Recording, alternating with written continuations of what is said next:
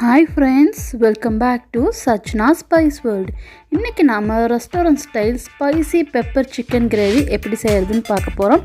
அதுக்கு முன்னாடி first time நம்ம சேனலை பார்க்குறீங்கன்னா Subscribe பண்ணிருங்க friends. ஸோ எப்படி செய்யறதுன்னு வாங்க பார்க்கலாம். ஃபர்ஸ்ட் இங்கே 1 கிலோ சிக்கன் எடுத்துருக்கேன். நல்லா வாஷ் பண்ணி வினிகரும் மஞ்சளும் போட்டு க்ளீன் பண்ணி எடுத்து வச்சுருக்கேன். கேஸ் ஸ்டவ்வில் ஒரு பாத்திரத்தில் தண்ணி எடுத்துருக்கேன். அதில் கொஞ்சம் கல்லுப்பு, 1 டீஸ்பூன் மஞ்சள் தூள் ஆட் பண்ணி தண்ணி கொதித்து வரும்போது நம்ம க்ளீன் பண்ணி வச்சுருக்கிற சிக்கன் ஆட் பண்ணிக்கலாம். சிக்கனை ஹாஃப் குக் பண்ணி எடுக்க போகிறோம். ஸோ ரொம்ப நேரம் கொதிக்க விடாமல் ஓரளவுக்கு தண்ணி கொதித்து வரும்போது நம்ம ஃப்ளேம் ஆஃப் பண்ணி ஹாஃப் குக்டாக சிக்கன் எடுத்துக்கலாம்.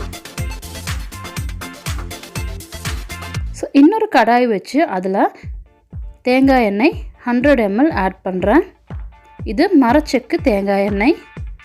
தேங்காய் எண்ணெயில் குக் பண்ணும்போது டேஸ்ட்டும் நல்லாயிருக்கும், நம்ம ஹெல்த்துக்கும் ரொம்ப நல்லது. இப்போ 3 பெரிய வெங்காயம் இந்த மாதிரி மீடியம் சைஸில் கட் பண்ணி வச்சுருக்கேன். 25 சின்ன வெங்காயம் எடுத்திருக்கேன். 2 தக்காளி.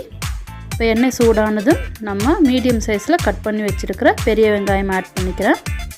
அது நல்லா வணங்குறதுக்குள்ளே சின்ன வெங்காயம் மிக்ஸி ஜாரில் போட்டு கொரகொரப்பாக அரைச்சி எடுத்துக்கலாம். இப்போ வெங்காயம் வணங்கிருச்சு. அதில் இந்த சின்ன வெங்காயம் அரைச்ச பேஸ்ட்டை சேர்த்துக்கிறேன். எண்ணெயில் இந்த சின்ன வெங்காயம் பேஸ்ட் நல்லா வணங்கணும். அடிப்பிடிக்காமல் நல்லா மிக்ஸ் பண்ணி வணக்கி எடுத்துருங்க. நல்லா வணங்கிட்டுருக்கு. நான் இங்கே 15 cashew நட் எடுத்திருக்கேன். நம்ம ஆல்ரெடி சின்ன வெங்காயம் அரைச்ச மிக்ஸி ஜாரில் 2 தக்காளியும் இந்த cashew நட்டும் கூடவே 1/2 டீஸ்பூன் கசகசா இதையும் சேர்த்து நல்லா அரைச்சி எடுத்துக்க போகிறோம். இப்போ நம்மளோட வெங்காயம் நல்லா குக் ஆயிடுச்சு. இந்த மாதிரி ஒரு டீஸ்பூன் எடுத்திருக்கேன். இதில் 1 டீஸ்பூன் மிளகாய் தூள் ஆட் பண்ணிக்கிறேன்.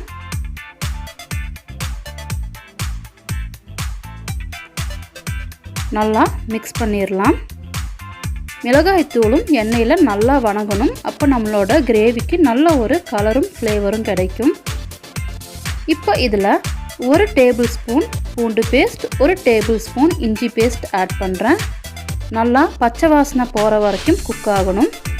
அதுக்கப்புறம் நம்ம ஆல்ரெடி அரைச்சி வச்சுருக்கிற தக்காளி, cashew நட், கசகசா இந்த பேஸ்ட் ஆட் பண்ணிக்கிறேன். தேவையான அளவு உப்பு போட்டுக்கிறேன்.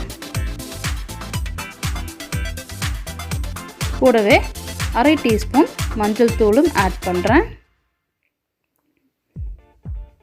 நல்லா மிக்ஸ் பண்ணி விட்டுருங்க. நம்மளோட கிரேவிக்கு திக்னஸ் கிடைக்கிறதுக்காக 2 டீஸ்பூன் மல்லித்தூள் ஆட் பண்ணுறேன். கூடவே 1/2 டீஸ்பூன் கரம் மசாலா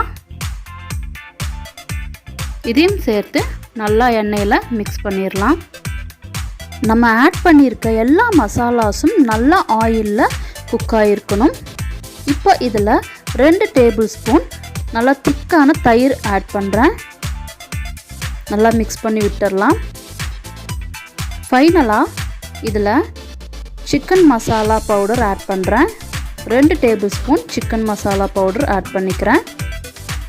இதையும் கிரேவியில் நல்லா மிக்ஸ் பண்ணிடலாம். இப்போ வரைக்கும் நம்ம இந்த கிரேவியில் எந்த ஒரு வாட்டரும் ஆட் பண்ணல. சிம்மில் வச்சு குக் பண்ணுங்கள், இல்லைன்னா அடிப்பிடிக்கிறதுக்கான சான்சஸ் இருக்குது. இப்போ நல்லா எல்லா மசாலாஸும் எண்ணெயில் குக் ஆனதுக்கு பிறகு நம்ம ஹாஃப் குக் பண்ணி வச்சுருக்கிற சிக்கனை இதில் ஆட் பண்ணி நல்லா மிக்ஸ் பண்ணி விட்டுடலாம். இதில் தண்ணி இல்லாதனால நம்ம குக் பண்ணி வச்சுருக்கிற அந்த சிக்கனில் இருக்கிற வாட்டர் கொஞ்சமாக ஒரு 1/2 டம்ளர் போல் ஆட் பண்ணிக்கலாம். நம்மளோட கிரேவி இந்த மாதிரி நல்லா கொதித்து ட்ரை ஆகி வரணும். இப்போ தாங்க ரொம்பவே மெயினான இன்க்ரீடியன்ட்ஸ் நம்ம ஆட் பண்ண போகிறோம். ஃப்ரெஷ்ஷாக பவுட்ரு பண்ணியிருக்க பெப்பர் 2 டீஸ்பூன் ஆட் பண்ணுறோம். ஃபைனலாக இந்த பெப்பர் பவுட்ரு சேர்த்தும் போது அவ்வளோ ஃப்ளேவரும் டேஸ்ட்டும் நல்லாயிருக்கும். இப்போது 1 டீஸ்பூன் சீரக பவுடர் ஆட் பண்ணுறோம். சீரகம் பவுடர் பண்ணி ஆட் பண்ணுறோம். ஸோ நல்லா கலந்து விட்டுடலாம். அவ்வளோதாங்க, நல்லா கமகமான வாசனையோட ரொம்பவே டேஸ்டியான நம்மளோட restaurant style pepper chicken gravy இங்கே பாருங்கள் எந்த அளவுக்கு ட்ரை ஆகி எண்ணெயெல்லாம் செப்ரேட்டாக மேலே வந்து சூப்பராக இங்கே ரெடி ஆயிடுச்சு. ஃபைனலாக நம்ம மேலால் மல்லி இலை தூவி ஆஃப் பண்ணிடலாம். இதை இப்போ ஒரு சர்விங் பவுலுக்கு ட்ரான்ஸ்ஃபர் பண்ணிக்கிறேன். வாவ், சூப்பரான ரொம்பவே ஸ்பைசியான நம்மளோட restaurant style pepper chicken gravy இங்கே ரெடி ஆயிடுச்சு. இது செம்ம காம்பினேஷனாக இருக்குங்க. எந்த டிஷ் கூட வேணாலும் நீங்கள் சாப்பிடலாம்.